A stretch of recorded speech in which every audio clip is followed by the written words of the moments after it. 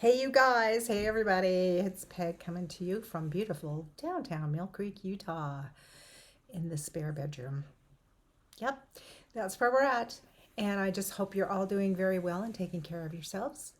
And things are moving along at speed because, hey, we're in Aries energy and won't be a long time before we leave it. But in the meantime, I'd like to talk to you about dwarf planet Eris, Eris. She's a goddess. And Eris is interesting because she was originally named Xena because her discovery caused scientists to question the definition of a planet.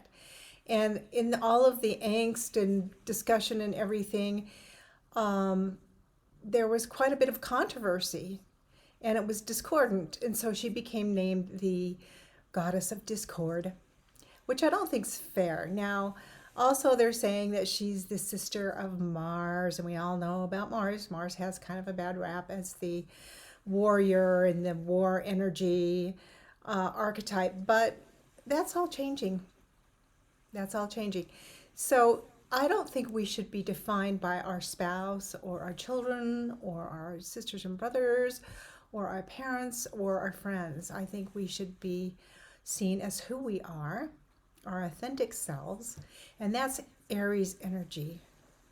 Aries energy is I am, and right now Eris is in Aries. That's a mouthful. Eris and Aries.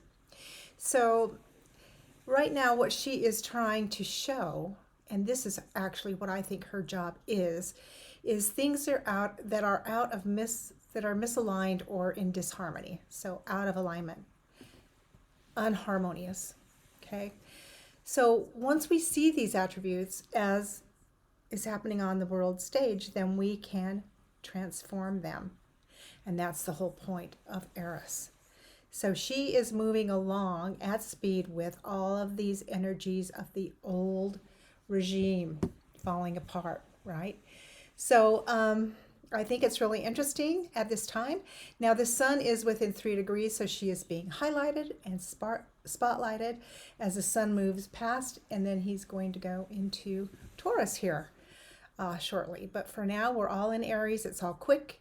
It's all she's acting very courageously, which is an Aries trait, with fortitude, and again at speed, which is an Aries thing. Aries is all about I'm sovereign. And Aries steps out and just goes for it. And her energy is a lot like that. So I just wanted to introduce her to you because she's shining right now on the world stage. And I just think I love her energy. One of the astrologers I follow actually calls her Eris Xena. So she has that Xena princess warrior energy, which we all love.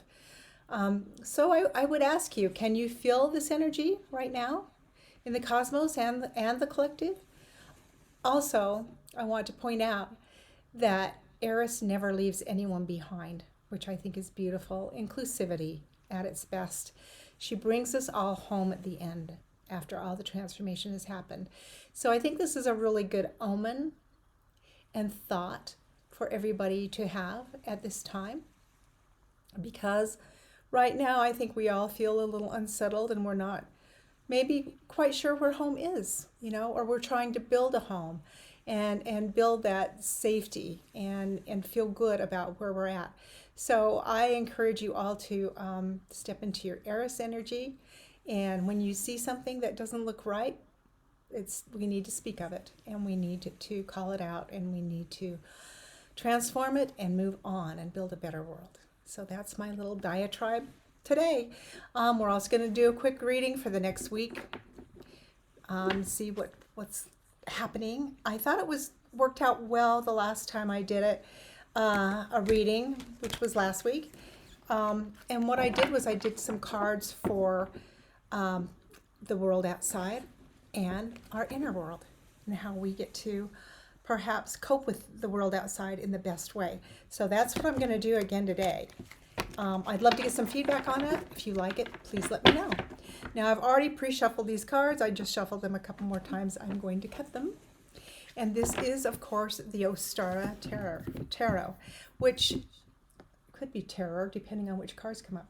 But it's the Ostara Tarot. And since it's all springy and everything, sort of, it's pretty cold here. But I like this deck for this time of year. So I hope you like it too. Okay, so here we go. First card for outside of ourselves. This is the card of justice. This is actually Isis, the goddess, and you see her holding the scales, and she's weighing the heart and the feather. And the whole idea is you don't get to go into heaven or the afterlife unless your heart is as light as a feather. So I love that.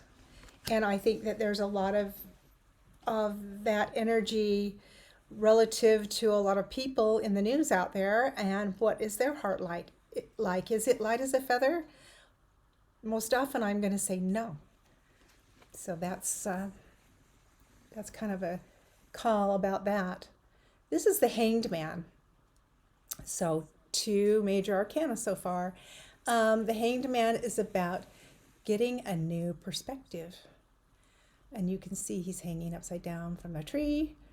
And we've got these pumpkins here. I think they're really cute. They're all kind of going, because when you change perspective, you change the world.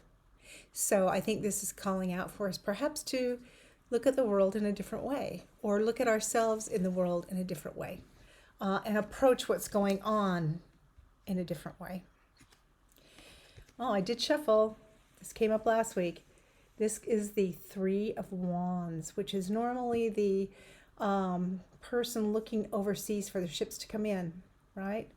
And right now, I think in the world, everyone is kind of waiting for their ships to come in. We're a little concerned about what's going to happen as far as goods and services, things being able to move through the world, including not just oil, but food and such commodities.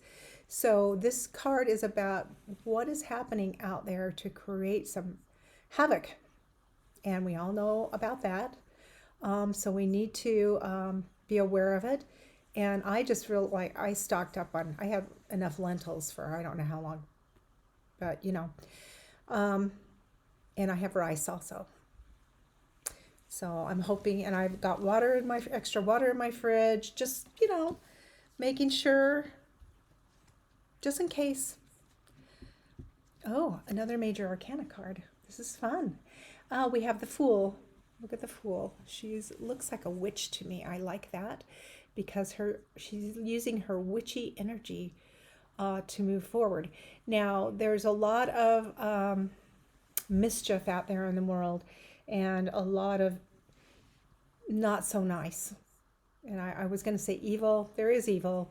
There's also just a lot of things that just aren't right.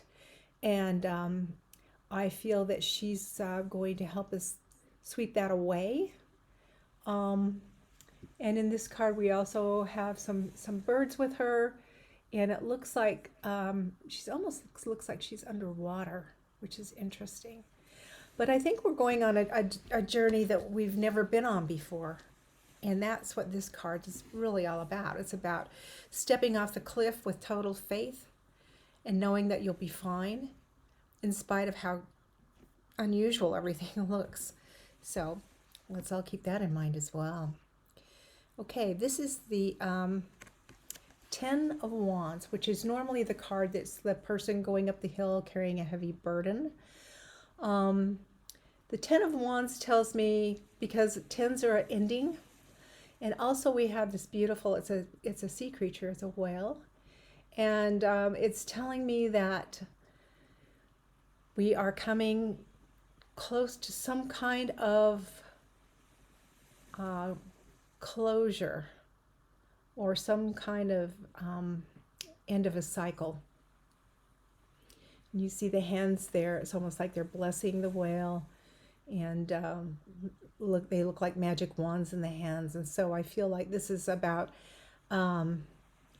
you know, things can't go on forever the way they are. They have to close at some point, and I feel like that's a sign of that, an ending coming, an ending.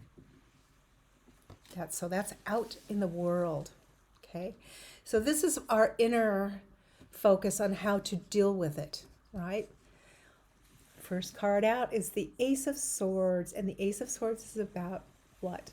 Truth. It's also a new beginning, about truth. So it's very important at this time that we remain centered and find what the truth really is, right? So that we can make our choices accordingly. If we're making choices based on things that aren't truthful, then the outcome for us will not be as we want it to be, right? So, yeah, that's kind of an interesting card, isn't it? Ace of Swords. Truth. New beginnings.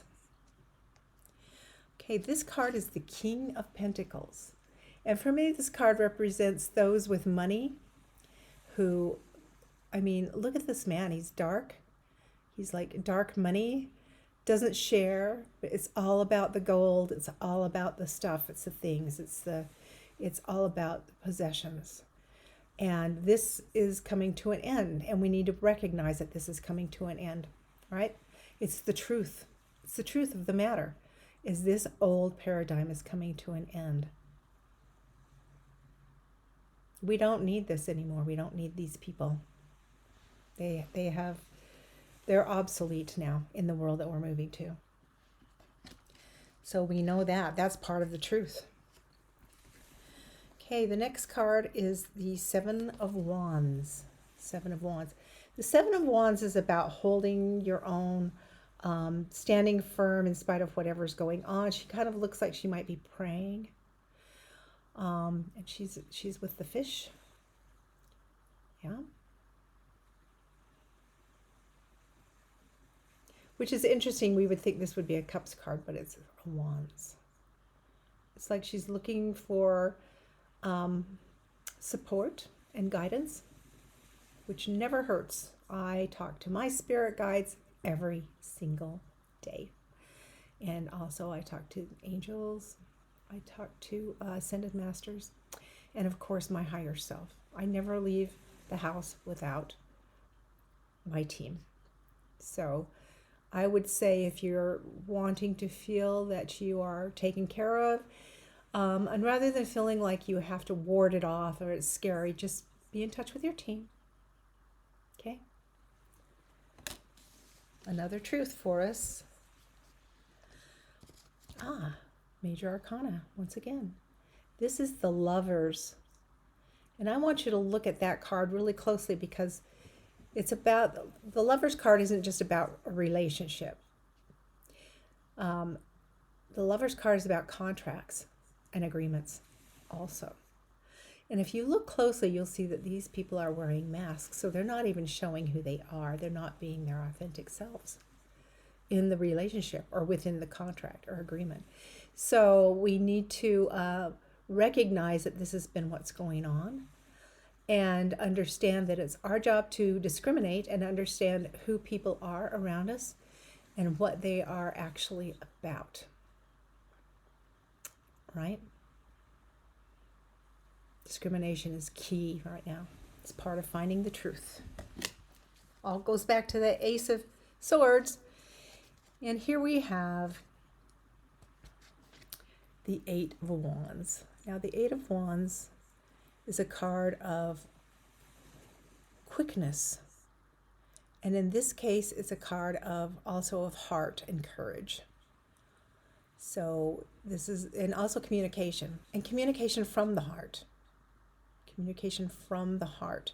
So we need to be from our heart space and make sure that our communication is compassionate and kind. That's not to say that we put up with any crap, because we don't. But compassionate, kind, from the heart, communication, quick and precise. Lofty. Right? Okay. That's this reading for next week. It's about what's going on outside ourselves and within ourselves. And here are the cards. We always have this glare, so you can take a good look.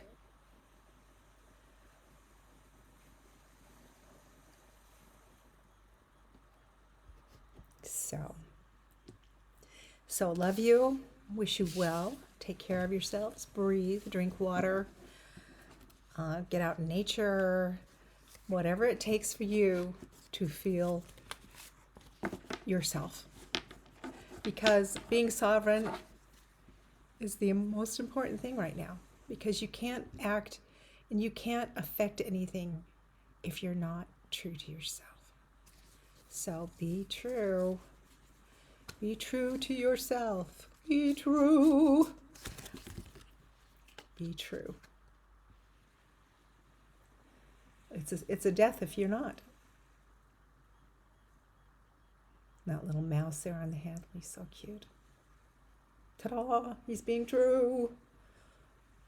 All right, you guys. Have a really good week, and I'll see you soon.